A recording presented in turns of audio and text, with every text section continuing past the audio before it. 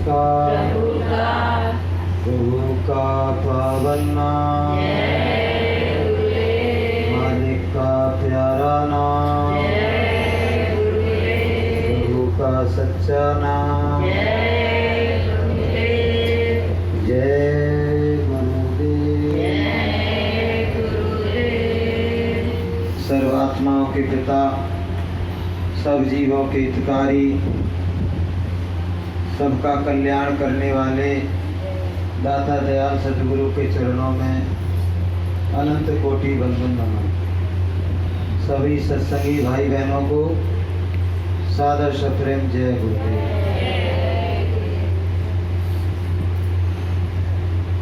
अभी आपने विरह भाव में, भक्ति भाव में अश्रु प्रवाहित करते हुए और कराते हुए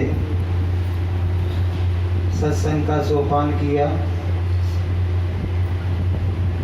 जीव का बड़ा सौभाग्य होता है परमात्मा के लिए वो दो आंसू गिराता है, क्योंकि परमात्मा के खजाने में सब कुछ है लेकिन आंसू नहीं है। और जो उनके लिए आंसुओं का दान करते हैं, आंसू भेंट में देते हैं, उन पर वो मेहरबान हो जाता है। कितने नन आंसुआ गिरे और वो तो उठ चले दयाल, और नैन खोलो बाबरे ले दृग अंजन डार। इन आंखों में आंसुओं की मोती और आंसुओं की मोतियों की माला बना के जब सतगुरु के चरणों में न्योछावर की जाती है, भेंट की जाती है, तो गुरु महाराज तो परम दयालु हैं। वो तो आपका भाव ही तो देख रहे हैं, और ये भाव तुमको बैरागी बनाएगा। जितना हम गुरु के चरणों में अनुरागी बनेंगे, उतना ही संसार के प्रति बैरागी बनेंगे। संसार का आसक्ति भाव, संसार का मोह बंधन, संसार की ममता हमको गुरु के प्रेम का दीवाना नहीं बनने देती है। और जब गुरु का प्रेम हमारे हृदय में प्रस्फुटित होता है तो ये संसार बीगाना लगने लगता है। लेकिन बहनों भाइयों, बैराग भी 3 प्रकार के बताए हैं। एक शमशानी बैराग होता है, एक जन्मजात बैराग होता है, और एक अवस्था स्वरूप बैराग होता है। ये क्षणिक बैराग हमारे जीवन में थोड़े समय के लिए आता है, फिर चला जाता है।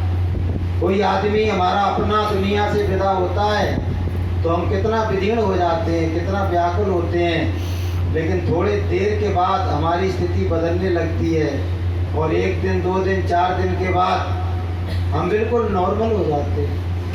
फिर धीरे धीरे भूलना भी शुरू कर देते हैं, और 13 दिन के बाद तो बिल्कुल धरातल पर आ जाते हैं। तो ज्ञान और वैराग ये निरंतर बने रहना चाहिए। सरता सोई सरारिये जो जेठ माह ठहरा है, भक्ति भाव भादो नदी सदा चली गहरा। नदी कौन सी अच्छी होती है? जो जेठ के महीने में भी उसमें पानी बना रहता है। भक्ति कौन सी अच्छी है? जो सर्वदा विद्यमान रहे।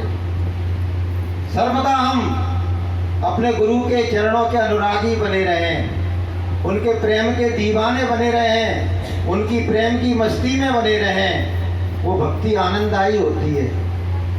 लेकिन हम क्या करते हैं? थोड़ी देर के लिए परमात्मा के गुरुदेव के अनुरागी बनते हैं, फिर बहुत समय के लिए हम संसार के अनुरागी बन जाते हैं, संसार के प्रेमी बन जाते हैं, संसार के प्रति आसक्त हो जाते हैं। ये भक्ति प्रभु के चरणों में पहुंचाने के लिए उत्तम नहीं है। एक बार कोई कबीर साहब के घर आया, उन्होंने कहा कबीर साहब हैं क्या? उनकी पत्नी ने कहा कि नहीं है, कोई मर गया तो उनके साथ शमशान गए हैं। तो क्या हुआ? बोले कि शमशान में कैसे पहचाने? उसने कबीर साहब को देखा नहीं था, कि वो लंबी सी टोपी लगाते हैं। तो बोले कोई और टोपी लगा के आ गया लंबी, तो पत्नी ने कहा कि जो और लंबी टोपी लगा के आएंगे वो शमशान से निकलते ही टोपी उतार लेंगे, लेकिन कबीर साहब की टोपी कभी उतरेगी नहीं, उतरती नहीं है। तो वो गया तो वहां तो बहुत लोग लंबी लंबी टोपी लगाए घूम रहे थे। तो उसने देखा, बोले इसमें कैसे पहचानूं कबीर साहब कौन है? बोले जब जाने लगेंगे और जब मरघट से निकल जाएंगे तो बाहर पहचान में आ जाएंगे। ऐसा ही पत्नी ने बताया।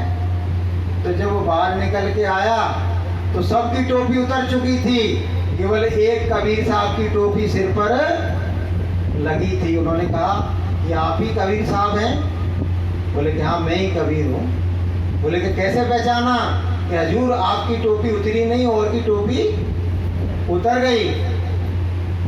तो इसी तरह से जो भक्ति भाव हमारे अंदर है वो सर्वदा विद्यमान रहे तो अच्छा है, लेकिन थोड़ी देर के लिए हम बैरागी बने और थोड़ी देर के लिए संसारी बन गए, उसके बाद संसारी बन गए। तो बहनों भाइयों, देखो हम जिनके लिए अधीर हो रहे हैं, जिनके लिए व्याकुल हो रहे हैं, जिनके लिए तड़प रहे हैं, वो गुरुदेव, वो भगवान हमसे दूर नहीं है, वो हमारे अंतर में विद्यमान है। कि दूर कहीं से दूर हैं और साईं रहे भरपूर, और कोई दौड़े द्वारका और कोई काशी जाए, और मूर्ख लोग जाने नहीं साहिब घटी माए। और जो परमात्मा है, परमात्मा के विषय में कहा गया है कि परमात्मा सर्वव्यापक है, सर्वरूप है, सर्वश्रेष्ठा है, सर्वांतर्यामी है।